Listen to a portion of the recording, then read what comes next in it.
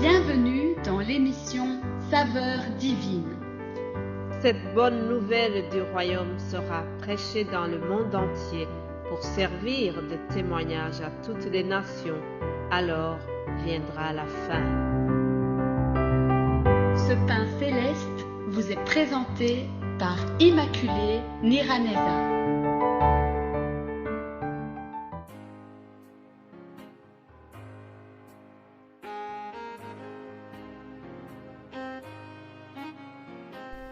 Shalom, shalom, mes bien-aimés de Dieu qui écoutent l'émission Saveurs divines.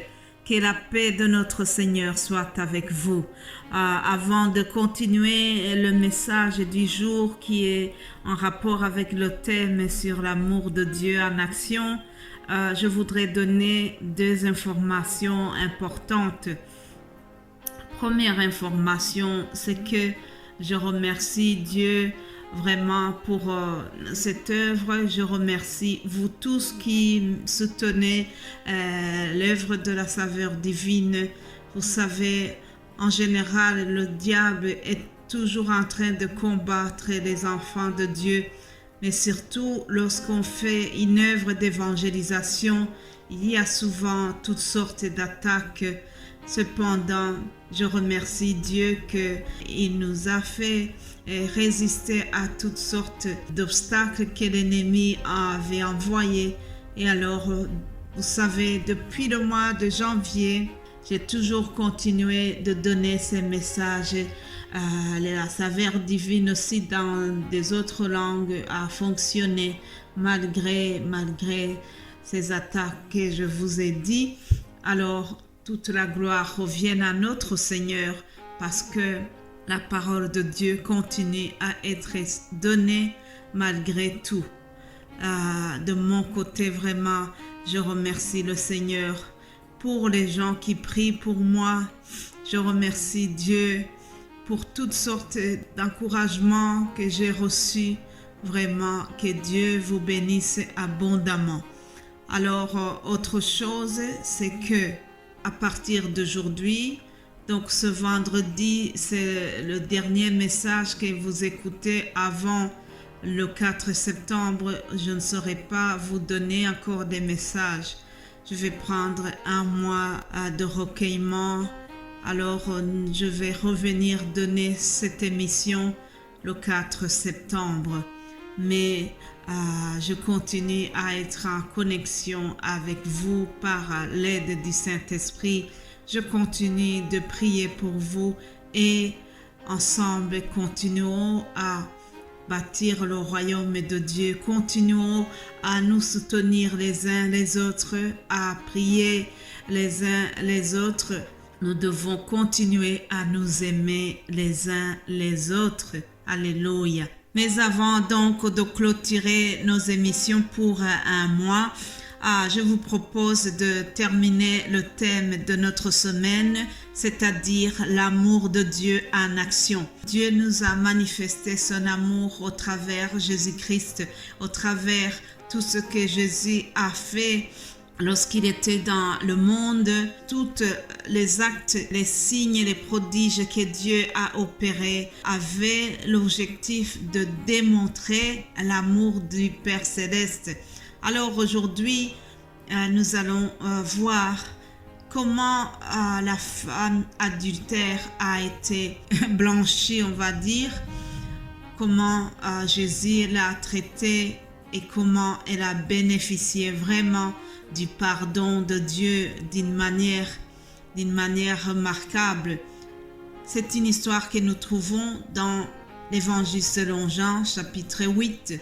Et comme le texte est long, je vais le lire à partir du verset 7 et après on va faire un petit commentaire là-dessus. Jean 8, verset 7, il est écrit: comme il continuait à l'interroger, il se releva et leur dit: que celui de vous qui est sans péché jette le premier la pierre contre elle. Et s'étant de nouveau baissé, il écrivait sur la terre. Quand ils entendirent cela, accusés par leur conscience, ils se retirèrent un à un, depuis les plus âgés jusqu'au dernier. Et Jésus resta seul avec la femme qui était là au milieu. Alors s'étant relevé et ne voyant plus que la femme, Jésus lui dit, « Femme, où sont ceux qui t'accusaient?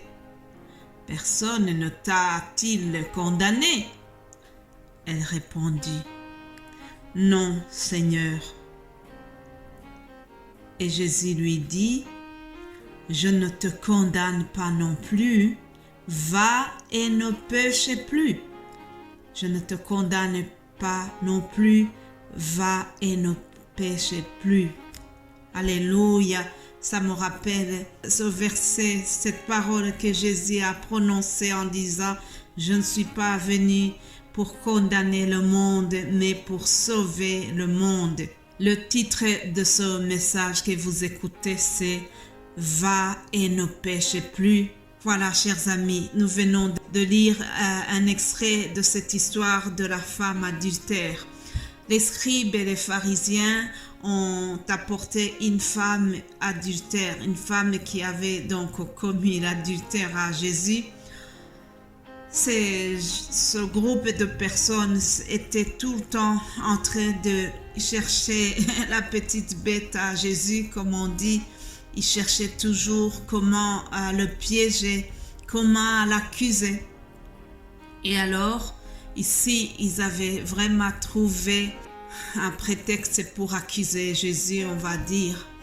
Alors, on nous dit qu'ils ont amené cette dame. Curieusement, la femme est venue, on l'a amenée vers Jésus. Elle était toute seule, on n'a pas amené l'homme. Puisque j'imagine que pour faire l'acte d'adultère, il a fallu être à deux.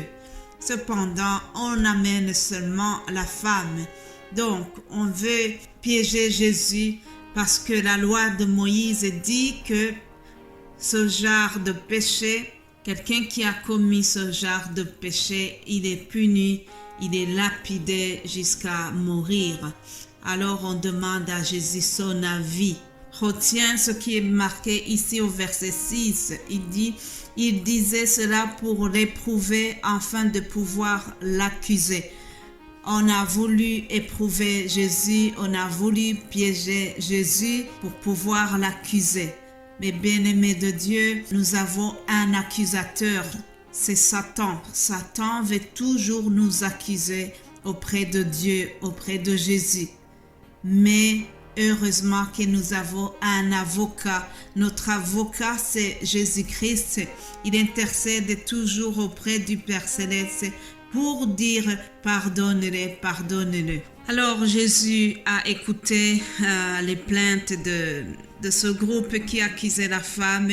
Puis il leur a dit « Celui qui n'a jamais péché peut commencer à lui jeter la première pierre. » Chers amis, la Bible nous dit que leur conscience les a accusés. Vous savez, il y a une chose qui est à l'intérieur de nous, c'est la conscience.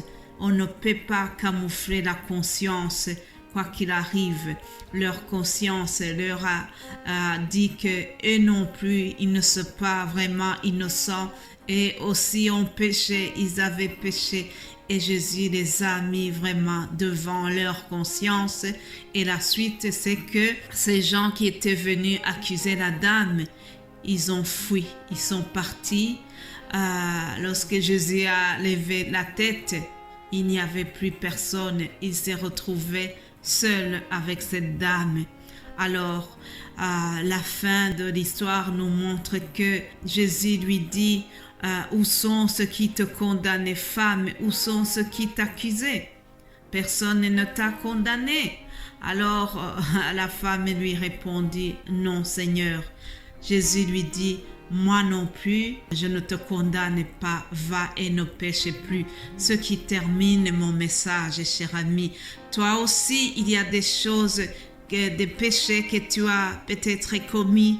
Alors, Jésus aujourd'hui te pardonne, mais il te demande de ne plus pécher. Si Dieu nous a pardonné au travers de son Fils Jésus-Christ, Chers amis, nous ne devons pas abuser de la grâce qui nous a été faite. Vous savez, Dieu nous a manifesté son amour, mais notre meilleure façon de réagir, de répondre à l'amour de Dieu, c'est de vivre, c'est de mener une vie qui déteste le péché.